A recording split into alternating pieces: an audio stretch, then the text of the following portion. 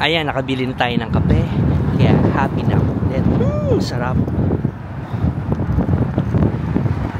Ang binili ko medium dark roast, 1 milk, saka 1 sugar. Nagbabawas ako ng sugar, dati lagi akong double-double sa... So yung unang way kung paano makabili ng bahay is bibili ka ng brand new. So bago kami bumili ng bahay na brand new nung late 90s, tumingin muna kami ng mga resale. So ang dami naming tiningnan, lumibot, meron kaming real estate agent, pero wala kaming nagustuhan at the time kasi wala pa kaming alam kung paano magpa-renovate, kung gaano mahal magpa-renovate dito sa Canada. So ang gusto namin, kung bibili kami, wala na kaming ipapagawa. So yung mga tinitingnan namin, syempre yung mga finishes nila hindi yun yung mga gusto namin. So kung papabago namin, baka magastosan pa kami. So yun ang aming first house, o yung tawag nila before is starter house. So bibili ko muna ng maliit muna na bahay, and then eventually mag-upgrade ka, palaki ng palaki. So yeah, binili namin noon is a semi-detached, so brand new siya, corner unit. Pero so yung proseso ng pagbili namin noon, so back in the day, meron pa kami nakikita mga sales office para sa mga pre-construction, yung mga brand new. Ngayon 2023 na, dahil developed na, so wala na masyadong vacant lands, wala na masyadong developments para sa mga bahay. Ang mga developments na nakikita ko is for high-rise, sa mga condos. Basta nakikita nyo dito, puro mga condos na ngayon. Mas marami pang developments na may gagawin dito. So nung namili kami ng bahay, papasok ka ng sales office. So may parking, may isang lot. Tapos magkakatabi yung mga builders doon. May kanya-kanya silang sales office. So pagpasok mo, mag-register ka, gigreet ka ng staff, tatanungin nila kung ano hinahanap mo. So pagpasok ko, yung makita kang iba-ibang models ng mga bahay na nakapaskil sa wall. So depende kung ano gusto mo, hinahanap mo ba detached, semi-detached, townhouse. Tapos makikita mo yung harapan ng bahay, picture, mga harapan ng bahay. Tapos nandun yung square footage, kung gaano kalaki yung bahay na yun. Tapos sa baba nun, nandun yung floor plans nila. So halimbawa nagustuhan namin tong itsura ng bahay na to, titingnan namin yung floor plan, kung naayon ba yung sa gusto namin, kung nagustuhan namin, sasabihin namin sa staff. So pakita niya sa amin sa gitna, nandun yung plano ng subdivision. So kung yung mga lots ang available para dun sa plano ng bahay na gusto namin. So nakabili na kami, bumili kami ng pumirma, nag-deposit ka, nagbili ka ng check, pirma ka ng kontrata, then tatawagan ka nila siguro mga couple months before mag-close, para pumili ng mga finishes. Tawag nila doon color selection. So kagandahan ng bibili ng brand new, yung first way. So kagandahan nun is makakapili ka talaga kung ng bahay, ang itsura ng bahay na gusto mo. Kasi meron silang again yung color selection, yun yung time na mag-upgrade ka. So halimbawa bumili ka ng bahay, may standard finishes na kasama doon. Halimbawa ang flooring nun carpet, ang paint nun ganito lang, halimbawa matte lang, ang finishes sa washrooms yung mga hardware ganito lang. Ngayon kung gusto mong i-customize or upgrade, sasabihin mo sa kanila during color selection yung appointment nyo, and then babayaran na lang yung extra. So dahil yun ang una namin bahay, wala kami masyadong pina-upgrade. Ang pina-upgrade lang namin is yung windows, puro bay windows lahat sa lahat ng kwarto, para nakalabas yung window na pwedeng mong upuan pag nasa loob ka ng kwarto. So mas lumaki ang feeling mo pag nasa loob ka, kasi yung wall parang tumulak. So mas maganda. Gusto ko yung bahay na yan. Tapos pati dun sa living room, may bay window din. Pwede mo lagyan ng cushions, pwede mo paano, pwede mo gawing altar. So kung ano gusto yung gawin.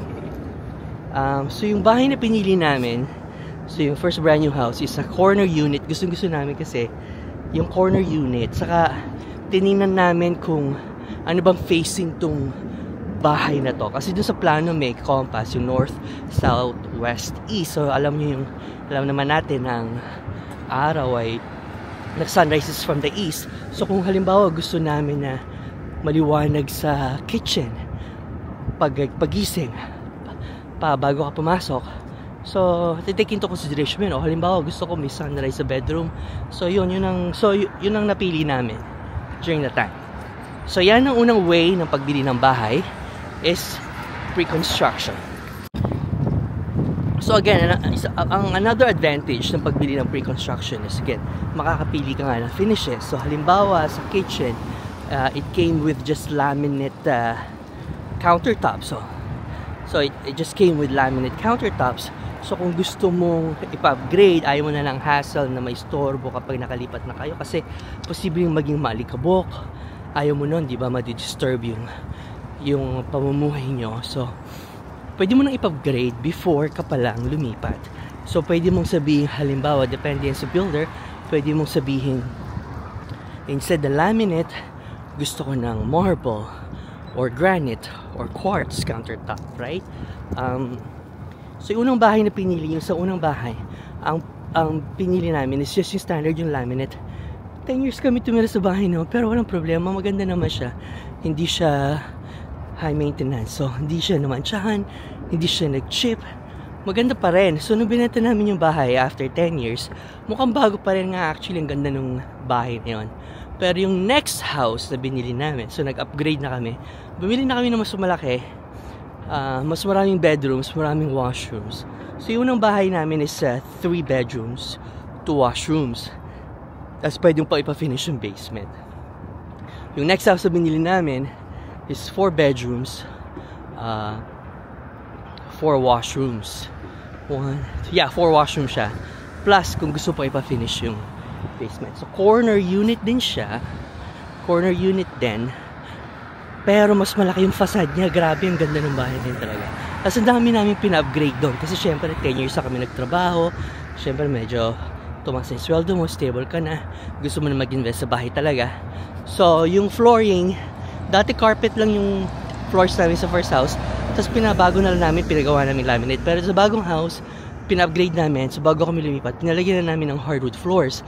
Lahat sa first floor. Pati yung stairs, ginawa namin hardwood floors. Sinabi namin sa builder. Tapos yung 10-foot ceilings yun, sa first floor. So yung mga hamba niya, yung standard dun is 8 foot lang. So para maximize mo yung height ng ceilings, nagbayad kami per hamba. Siguro 3 hamba yun. Pinataas namin para mas tumaas ang feeling. Dahil high ceilings, pati yung mga cabinet sa kitchen, pinataas namin kasi parang weird naman, laki ng space mula dun sa dulo ng cabinet hanggang sa ceiling. So pinataas din namin lahat yun. Ano pa pinagawa namin? Yung bricks, pumili kami ng bricks na gusto namin. Ano yung naka his and hers na sink sa primary bedroom. Meron silang magandang jacuzzi. I think standard yung jacuzzi to. Hindi yung maganda silang tub na parang jacuzzi sa master and suite, sa washroom ng primary bedroom. So, yan, nung bumili kami ng pre-construction ng bagong bahay, ang kagandahan nun is na-excite kami habang ginagawa yung bahay. So, lagi kami pumupunta dun sa site. Tinitingnan namin yung status. Titingnan namin kung ano na bang nabago. So every weekend, punta kami doon, drive kami, so from our car, mag-take namin ng pictures, or na-observe lang kami. So mula sa paghukay, mula sa pagbuhos ng basement, ng semento para sa foundation sa basement, hanggang sa pagtaas, talaga nakaka-excite. So kung bumili kami ng bahay, siguro it took mga 3 years bago namin nakuha. Hindi ko na matandaan, siguro 2 years. Ang sabi nila siguro tentative occupancy 2 years, pero siguro nagka-delay. Tapos nakuha rin namin siya after siguro 3 years, 4 years. Pero paka-exciting talaga pumili ng bahay. So yung pangalawang method ng pagbili ng bahay namin dito sa Canada was bumili kami ng resale, meaning gamit na, hindi siya brand new. Meron na dong nakatira before. Kung bibilin mo yun, as is na yun. So kung ano man yung appliances, kung anong finishes, kung anong klaseng flooring ang nandun, yun na yun. So kumuusap kami ng real estate agent, marami kaming tiningnan. Ang pinaka-importante sa amin ay yung lokasyon, malapit pa siya sa highway, malapit pa siya sa amenities like restaurants or mall. Maganda bang view? Safe ba siya? Napaka-importante rin yan. Siyempre dapat pasok siya sa budget. So nakakita kami ng condo na maganda na 1,100 square feet, so almost 3 bedrooms, 2 washrooms, at nakakuha kami ng 2 parking spots. Normally, yung mga condo nakikita namin is just 1 parking spot. So kailangan namin ng 2 kotse. Meron kaming 2 kotse, so kailangan namin ng 2 parking spots. At yung condo na yung nagustuhan namin, it came with it. So of course, hindi siya perfect.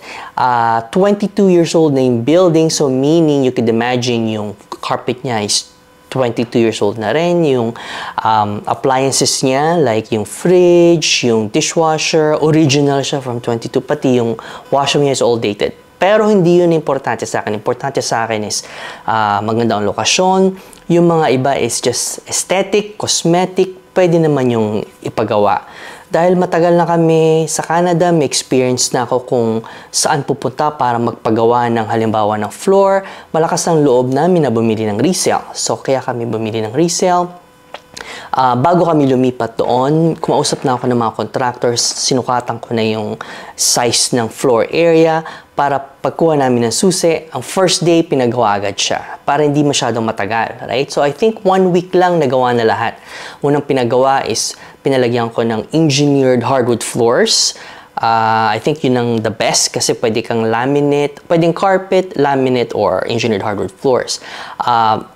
So lahat bagong pintura, pinapalitan ko lahat ng ilaw. Kumausap ako ng electrician para mag-install ng mga crystal chandeliers sa living room, actually sa dining room, sa hallway, sa foyer.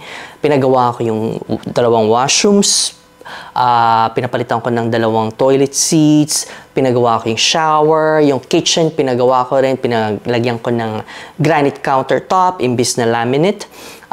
Lahat ng appliances, bumili na ako ng bago before. So, in order ko yun, before pa kami lumipat. So, paglipat namin, pinadeliver ko na siya lahat. So, actually, yun nga yung pinakamaganda naming appliances compared sa 2 previous homes namin. Kasi, syempre, nakapag-ipon na kami, meron ng panggastos para bumili ng magagandang gamit, right? So, medyo matagal na. So, bumili ako ng full-size na front-load na washing machine and dryer.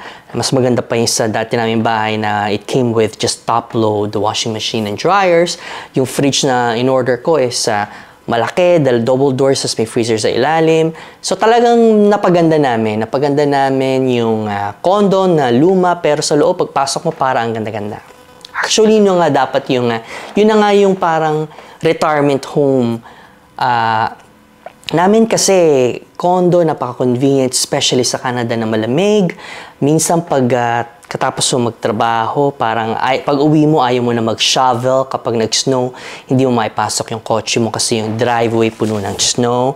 Or pagising mo sa umaga, hindi ka makalabas ng driveway kasi nababarahan ka nga ng snow. So, yung lumipat kami sa condo, na-enjoy namin yun, napafinish ko siya. Ang ganda ng view niya talaga, grabe. Makikita mo yung skyline ng Toronto. Unobstructed view, katapat namin mismo is mall. So, kami ng kalsada, mall na yun talaga from our condo. Tapos, malapit din sa highway. So, na-enjoy ko yan. So, to summarize, sa amin, based on our experience, 2 methods na kung paano kami nakabili ng bahay. 2 ways kung paano kami nakabili ng bahay sa Canada. First was pre-construction, which is brand new. Bibili ka lang ng plano. It could take 5 years to build. Pero makakapili ka kung saang lupa, anong lote, makakapili ka ng finishes, marami kang options bago ka lumipat. Resale is bibili ka as is, hindi siya brand new, pero mapapagawa mo rin siyang parang brand new na rin actually. In fact, baka mas maganda pa kasi depende kung anong ipapa-install mo, kung anong renovations na ipapagawa mo. So yeah, so yan ang 2 ways based on our experience kung paano kami nakabili ng mga bahay sa Canada.